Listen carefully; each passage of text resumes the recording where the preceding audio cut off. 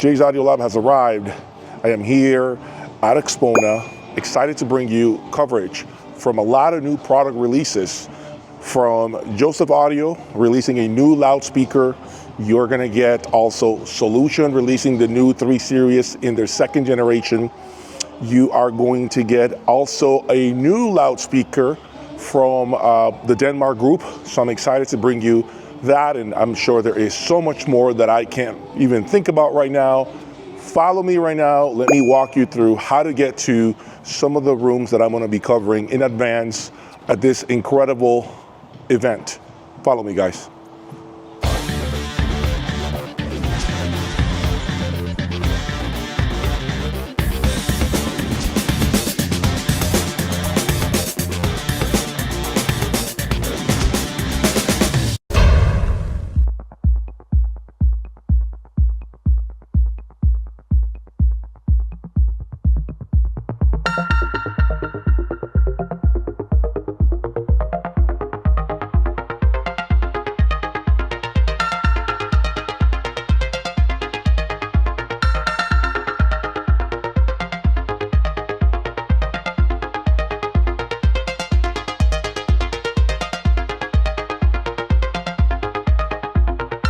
So let's check out what they have in this room.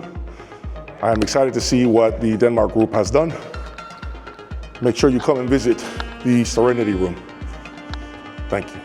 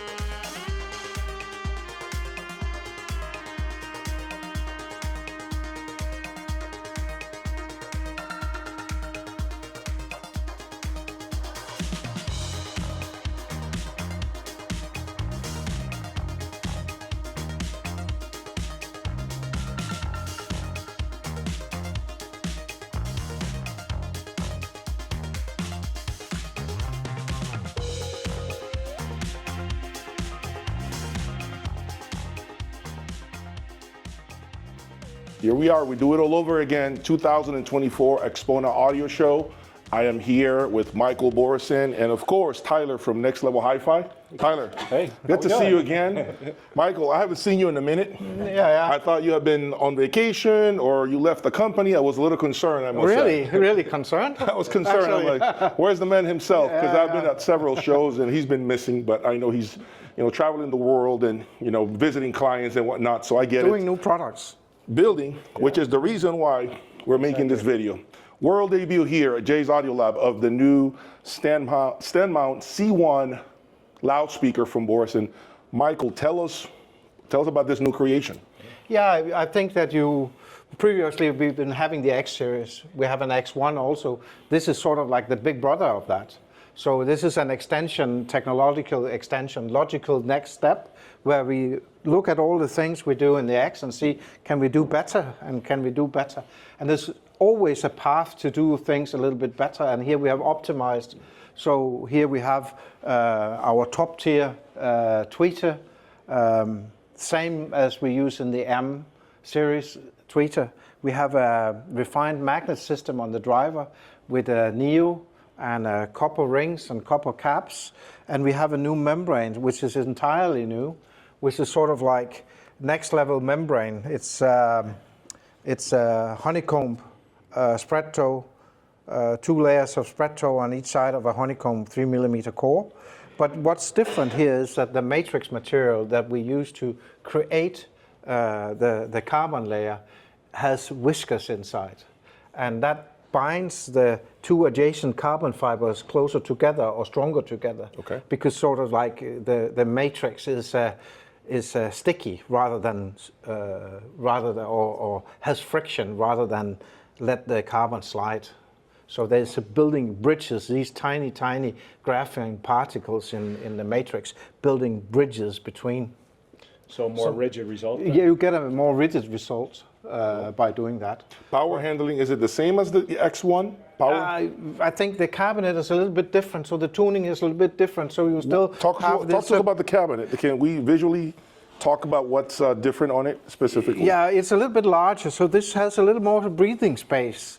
It has a little different tuning with the ports here in the back, and it has carbon reinforcements here in the sides rather than the front and top. Interesting. You see the carbon fiber on the side is now gone from being on the top to the side to reinforce the sides of the loudspeaker cabinet. So just like the X series, Jay, it looks beautiful. It's not just for vanity. It does reinforce the cabinet as well. Yeah, it's 1 mm thick, so it's actually like you take a 1 mm thick or 2 mm thick actually steel sheet to slap on the side, because roughly the carbon is twice as stiff as steel. Okay. So it has a real function in terms of the resonance and the ability for the cabinet.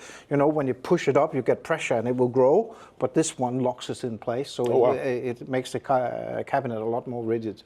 With none of the downsides of metal either. Right? Yeah, it has a now I'm going good to ask for my audience, because I know you all are going to ask me this.